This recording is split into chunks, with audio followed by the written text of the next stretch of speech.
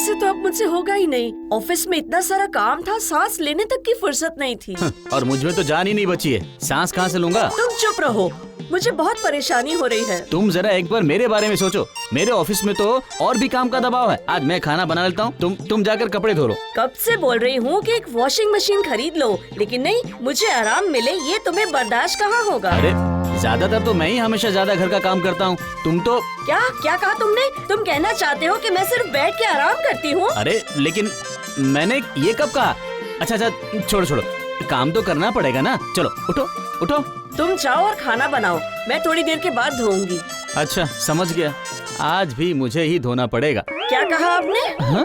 नहीं कुछ नहीं, तुम आराम करो, मैं जाकर चावल चढ़ाता हूँ।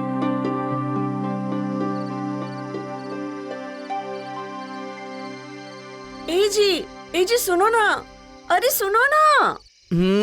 जल्दी बोलो, नींद आ रही है। मैं बोल रही हूँ कि कल ऑफिस के बाद चलो ना, एक वॉशिंग मशीन खरीद के ले आते हैं। लेकिन उतने पैसे नहीं है। एकदम कम दाम वाली ही खरीदूंगी। तुम कम दाम वाला खरीदोगी? ये बात कुछ हजम नहीं हुई। हाँ, आपको तो कुछ कहना ही बेकार है। अच्छा ठीक है बाबा, कल चलेंगे दुकान। आप खुश हो? चलो सो जाओ अब।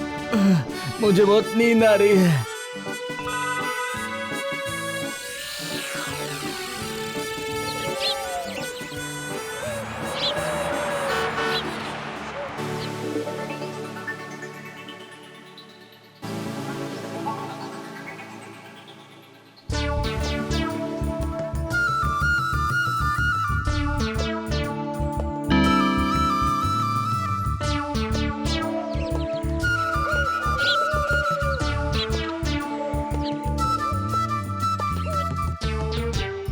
अच्छा अब तो खुश हो ना?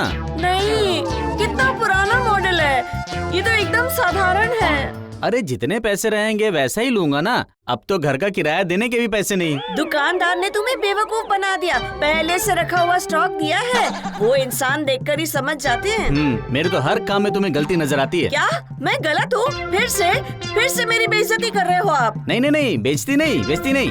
मैं क्या तुम्हारी बेइज्जती कर सकता हूँ? इसका पेटेंट तो तुमने ही ले रखा है। पता नहीं मैंने आपसे किस मुहूर्त में शादी कर ली। ऊपर वाले, आपने मुझे शादी से पहले कोई संकेत क्यों नहीं दिया? ऊपर वाले ने लेकिन मुझे संकेत दिया था। शादी के दिन मेरा पेट खराब हो गया था। मैं कल ही अपने पापा के घर चली जाऊंगी, कह रही हूँ मैं। ये देखो, अरे मैं तो मजाक कर रहा हूँ। अरे तुम मजाक भी नहीं समझती हो। तुम कपड़े उपड़े ले आओ, देखते हैं कैसा काम कर रहा है, जरा इसको भी चेक कर लेते हैं। ठीक है, मैं लेकर आती हूँ।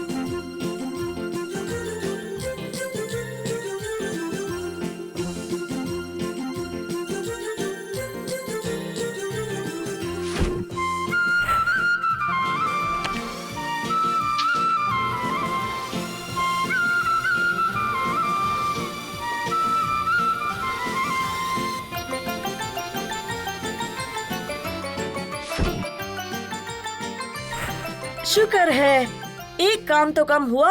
हाँ, आराम मिला। देखा ना, मैं कब से कह रही थी कि एक वॉशिंग मशीन खरीद लो, तुम ही तो नहीं सुन रहे थे। कभी कभी बात मान लेने में भलाई होती है। हाँ ये तो है ही भाग्यवान, तुम ही तो मेरे घर की लक्ष्मी हो। हाँ? रहने दो, और मक्खन लगाने की जरूरत नहीं। चलो एक काम तो हो गया, आज दोनों मिलके खाना बनाएंगे। अगले दिन दोनों ऑफिस के लिए चले जाते हैं। उसके बाद वापस आकर वॉशिंग मशीन में कपड़े धोते हैं, खाना बनाते हैं। इस एक ही रूटीन से उन लोगों का जीवन कुछ दिन तक चला। उसके बाद एक दिन, तुम जरा कपड़े साफ कर लो और मैं जरा घर की सफाई कर लेती हूँ।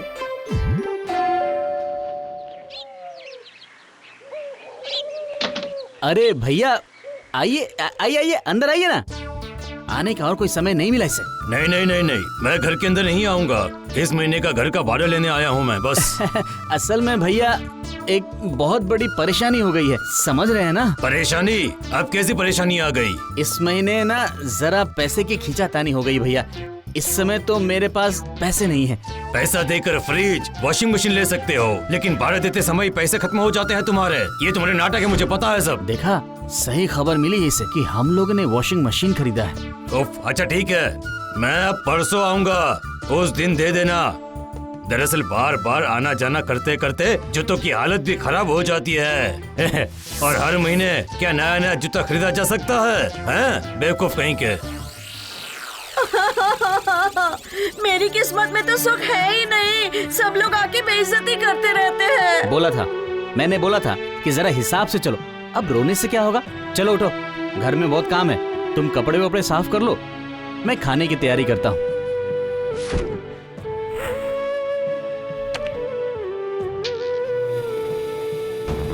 अरे रुको रुको, अरे ये क्या किया? मेरे कपड़े अंदर डाल दिए। अरे उसमें एक 500 रुपए का नोट था। हे ऊपर वाले, तो पूरा भीग जाएगा। क्या हो गया ये? तुमने मुझसे कहा था क्या? जाने दो, जल्दी सूख जाएगा। तुम जल्दी से काम करो, अभी के अभी मशीन बंद करो। अभी तुरंत कपड़े बाहर निकालो, अभी तुरंत निकालो।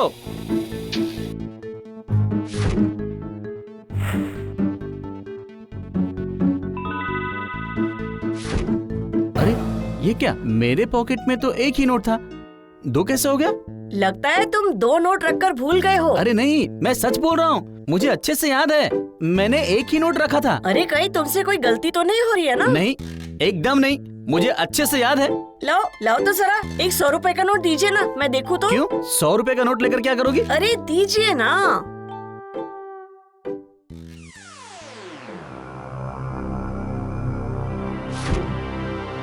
हाँ, देखते हैं क्या होता है।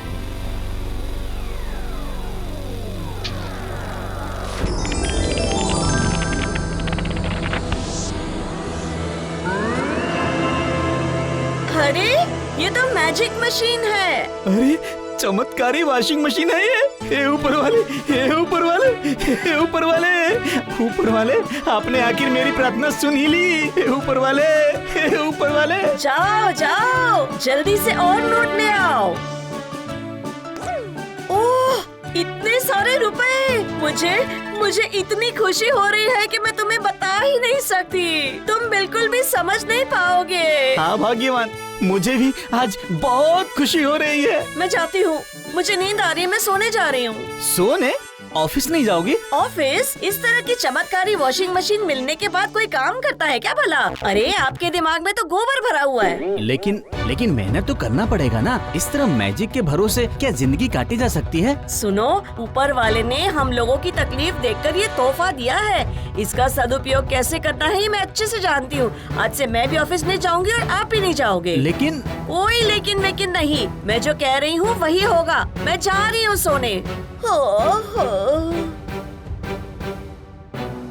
उन लोगों ने सुखद जीवन जीना शुरू कर दिया। मकान मालिक को भाड़ा दे दिया। नए कपड़े खरीदकर उन्हें पहनकर खुद को आईने में देखती। दोनों बाहर का खाना खाते थे। सोने के गहने खरीदकर उन्हें पहनकर आईने में देखती। इस तरह से उन लोगों का जीवन कुछ दिनों तक चला। एक दिन पति पैसे निकालने गया तो उसे पता लगा कि पैसे खत्म हो गए हैं। अरे सुनती हो, बोल रहा हूँ कि पैसे तो लगभग खत्म हो गए हैं, फिर से पैसे बनाना शुरू करना पड़ेगा। हाँ, तो इसमें चिंता की क्या बात है? हम लोगों के पास नोट छापने की मशीन जो है, जितना मर्जी उतना पैसा छापो।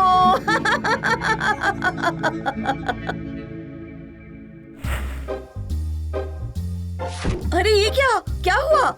इसमें पैसे दुगने क्यों नहीं हुए? वही तो, ये क्या हुआ बताओ, और एक बार डालकर देखो।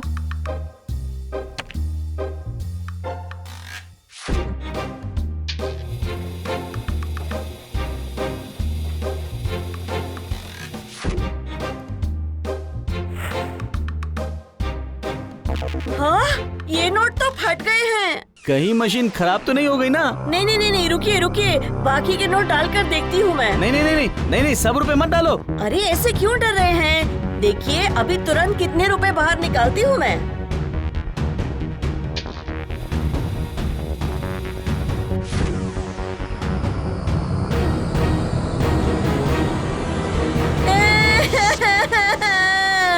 हाय, हम लोगों के साथ ये क्या हो गया?